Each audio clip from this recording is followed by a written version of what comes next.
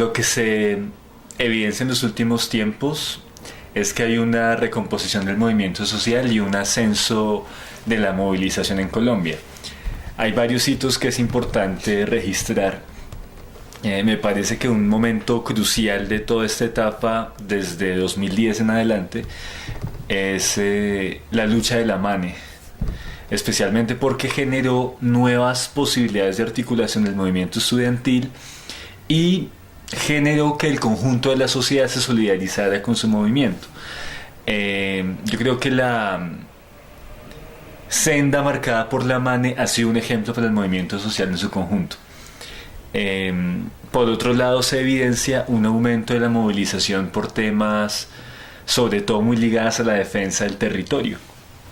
Movilización ligada a la lucha contra la gran minería transnacional, la defensa, por ejemplo, de ecosistemas estratégicos, la movilización de sectores de la clase trabajadora, sobre todo lo que se ha hecho, por ejemplo, por la Unión Sindical Obrera, y un renacer del movimiento campesino que se ha expresado primero en unas movilizaciones muy ligadas al movimiento de víctimas y por la restitución de tierras, movimientos muy locales de defensa del territorio, y ahora en esta segunda etapa ya una posibilidad de articulación nacional del movimiento campesino, claro, con muchas discusiones internas, pero que reflejan que realmente hay una recomposición del movimiento social y de la movilización en todo Colombia.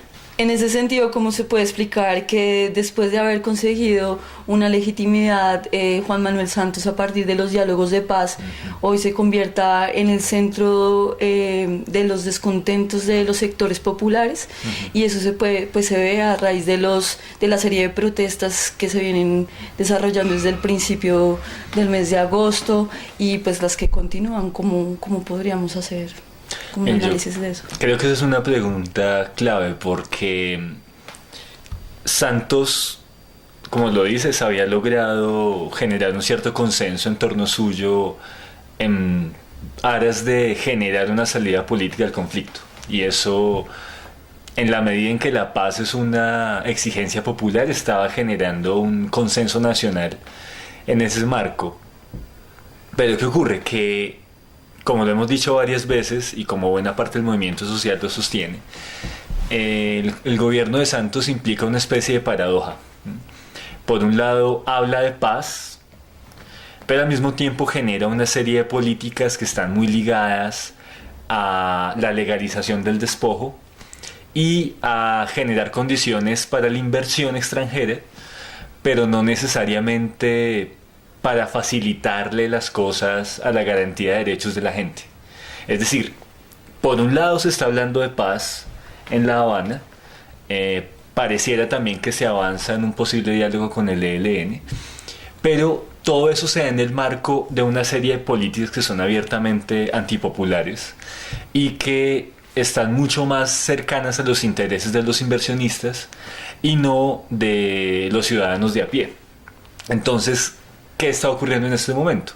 Pues que esa tensión se agudiza.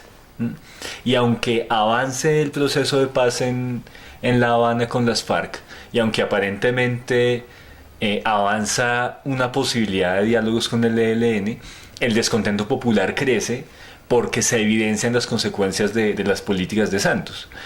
Ahora, ahí hay que añadir que lo que está ocurriendo hoy, por ejemplo, con el sector agrícola, no es responsabilidad exclusiva de Santos, también son situaciones que vienen de los gobiernos anteriores, especialmente de los gobiernos de César Gaviria en adelante.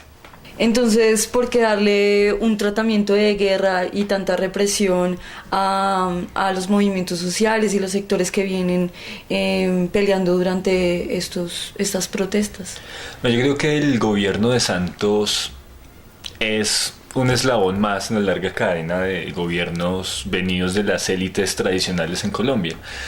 Yo estoy convencido de que el régimen político colombiano tiene como dos facetas que se complementan. ¿Sí? Por un lado, el clientelismo como forma de generar consenso y la represión como forma de generar coerción. ¿Sí? ¿Qué ocurre entonces? Que cuando el gobierno se da cuenta de que realmente el descontento popular va creciendo, pues acude a la salida habitual de los gobiernos en Colombia, y es apelar a la represión y a la militarización. Es muy curioso además que, por ejemplo, el gobierno no haya declarado el estado de conmoción interior ni el estado de excepción, sino que simplemente militarizó las ciudades y los campos, y además que le dio, como tú dices, un tratamiento de guerra a la protesta. Hay gente que plantea una tesis que habría que analizar con calma. Hay quienes dicen que esta jornada de protestas, pero sobre todo el tratamiento que le está dando el gobierno, da una idea de lo que podría ser el posconflicto. Es decir, una sociedad donde la guerra se atenúa, digamos, la guerra entre armados se atenúa, pero hay un descontento social creciente que es tratado militarmente por el gobierno. ¿Sí? Entonces, ¿qué pasa? Que hay como una especie de cambio de la doctrina del enemigo interno. Ya el enemigo interno no sería la insurgencia, sino el movimiento social. Eso es muy preocupante, porque eso implica que realmente aún es muy difícil pensar en una transición a una genuina paz en Colombia, ¿sí? Entonces, yo creo que aquí lo que hay sobre todo es una especie de campanazo de alerta de cuál es la paz a la que le apuesta el gobierno nacional, ¿no? Una paz que negocia con los armados y que puede generar una solución política al conflicto, pero que pretende dejar sin ninguna modificación y sin ninguna solución los problemas sociales que vive el país, ¿sí? Yo por eso creo que la demanda de buena parte de los movimientos sociales, que se evidenciaron muy bien, por ejemplo, en el Congreso para la Paz del Congreso de los Pueblos, tienen mucho sentido. Y es la necesidad de buscar una solución política al conflicto, pero solucionando graves problemáticas sociales. Porque si no, lo que vamos a tener es una continuidad del conflicto, y una profundización del conflicto, pero ya no por la dinámica del enfrentamiento armado, sino por una muy difícil represión a la protesta social. La crisis ministerial que vimos durante este mes y la remoción de varios ministros, podría pensarse que fue gracias a las movilizaciones y paros que se dieron durante este periodo. Es una pregunta clave. Por un lado, sí es claro que Santos responde a las movilizaciones de varias maneras. Una de esas es lo que se ha llamado la crisis ministerial. Sin duda es una estrategia de Santos para responder a la movilización. No obstante, eso no quiere decir que sea una especie de victoria del movimiento social. Habría que mirar con detenimiento cuáles son los ministros que cambiaron y a quienes nombró. ¿Sí? Ahí habría que decir dos o tres cosas. Primero, para Santos era una necesidad cambiar de ministro del Interior, por ejemplo. Sí, era claro que Fernando Carrillo no tenía ascendiente en la clase política tradicional, que no era una persona que representara realmente un direccionamiento de la política de Santos. Entonces, digamos que es un movimiento que le convenía mucho al propio gobierno y que no refleja, digamos, una victoria del movimiento social en ese sentido. Yo creo que el caso más patente que muestra el talante de ese gobierno es el del ministro de Agricultura, una persona que viene del gremio de La Palma, una persona a la que se le ha acusado de apropiación indebida de baldíos como gerente de Indupalma, y que además ha tenido prácticas muy lesivas para la clase trabajadora del sector que él representa, porque ha facilitado eso que ahora se llama alianzas productivas, y es que en lugar de generar buenos pagos y garantías de seguridad social y laborales para los trabajadores, lo que hace es contratarlos vía cooperativas de trabajo asociado, es decir, lo que normalmente se llama flexibilización laboral, que no es más que desmejorar las condiciones de trabajo a las personas que laboran en el sector. Y además que ha sido una persona en cuyos proyectos económicos se ha evidenciado en varios casos una coincidencia con violencia antisindical. No estoy diciendo que el ministro sea responsable de atentados contra los sindicalistas, pero sí que en varias regiones donde Indupalma ha tenido proyectos, ha habido una persecución al movimiento sindical. Entonces mire que hay tres rasgos de este ministerio, ¿no? O más bien de este ministro. Primero, acusado de apropiación indebida de baldíos. Segundo, acusado de desmejorar las condiciones de los trabajadores de La Palma. Y tercero, un gremio que está muy marcado por la violencia antisindical y muy en concreto con la empresa que él ha dirigido.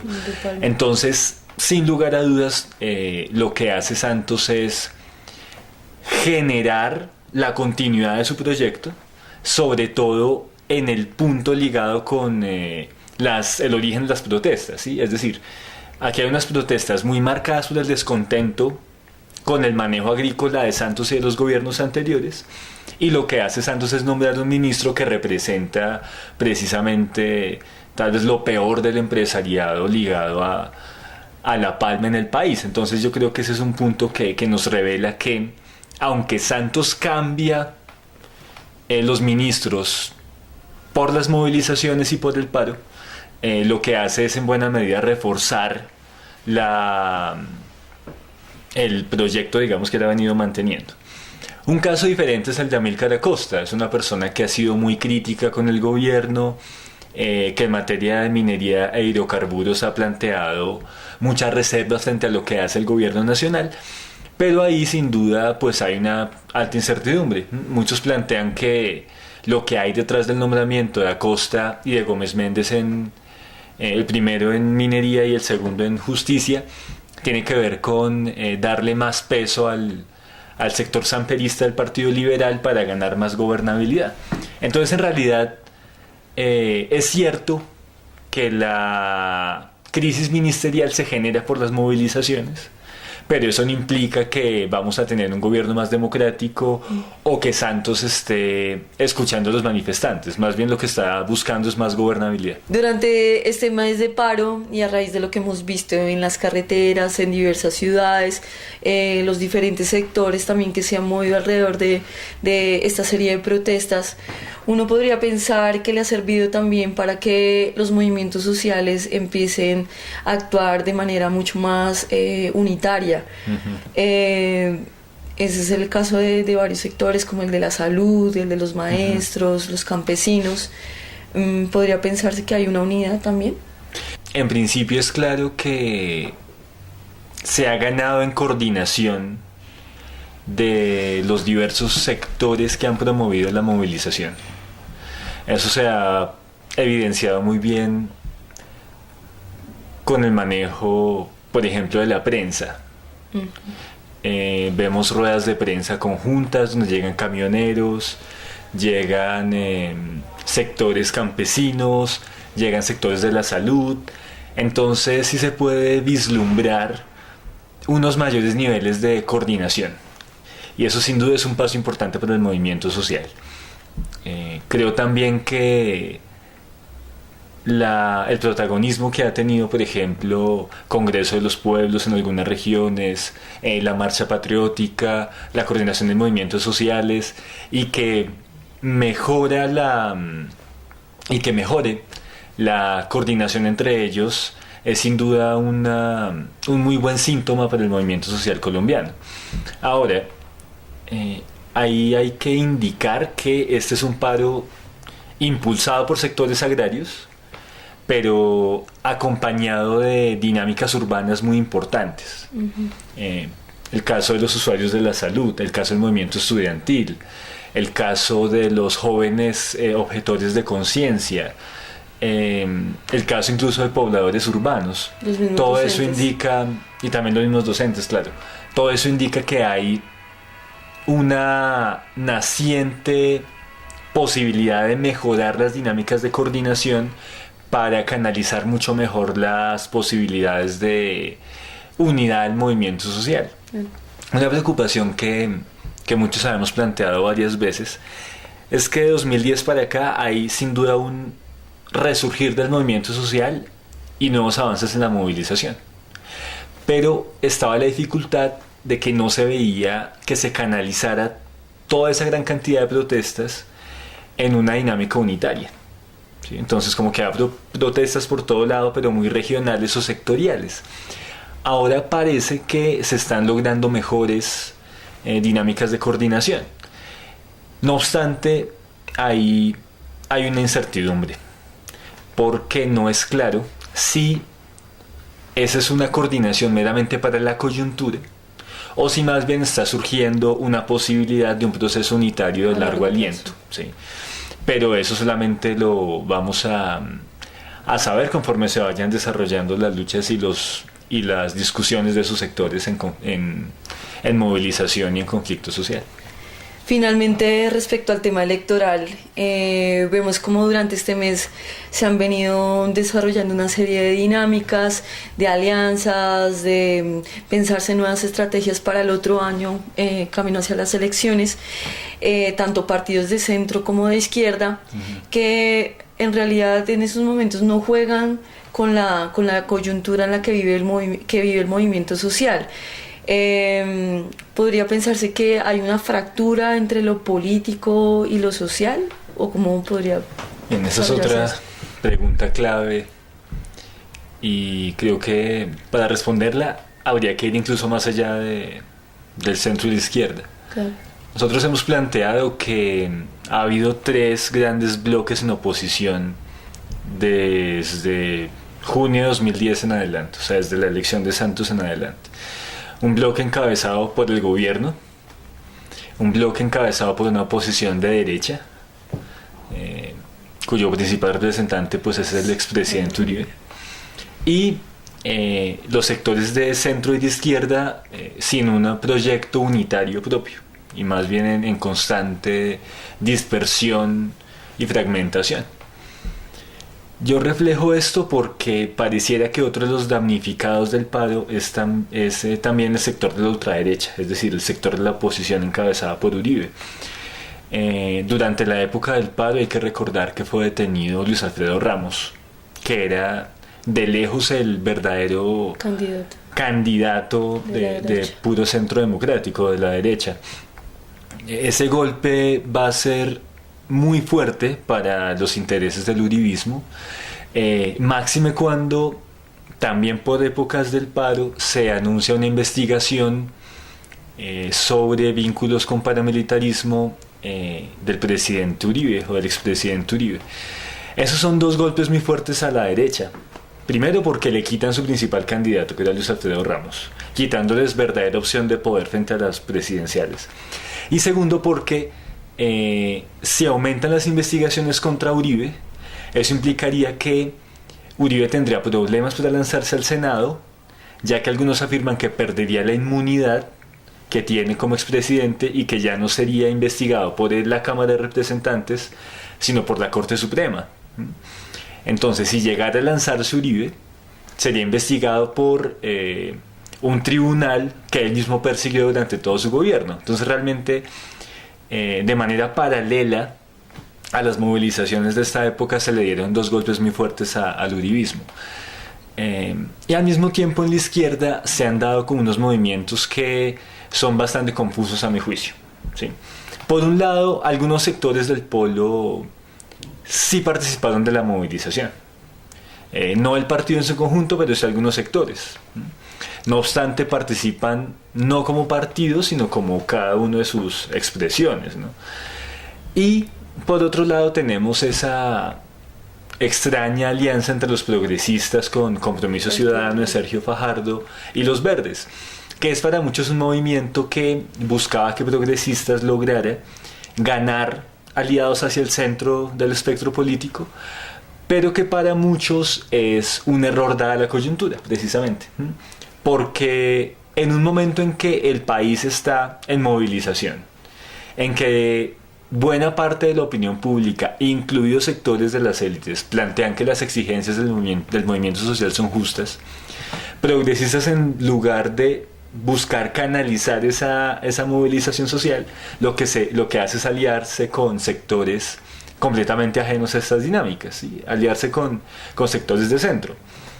En resumen, en un momento en que el país pareciera girar hacia la izquierda, al menos en términos de movilización social, progresistas mira hacia el centro y hacia la derecha. Además aliándose con el principal opositor al gobierno de Petro en Bogotá, algo que a muchos los tiene con muchas preguntas y con muchas confusiones. Entonces, ¿qué encontramos? Yo no tendría esa tesis tan fuerte que hay una fractura entre lo social y lo político. Más bien plantearía que aún es muy confuso el escenario de cómo el movimiento social en recomposición y en avance que estamos viendo ahorita puede canalizarse en términos de un proyecto político más amplio, ¿sí? Pareciera que las izquierdas aún no se ponen de acuerdo para generar un proyecto unitario, y creo que si ha habido un momento clave para que la izquierda pueda avanzar es este.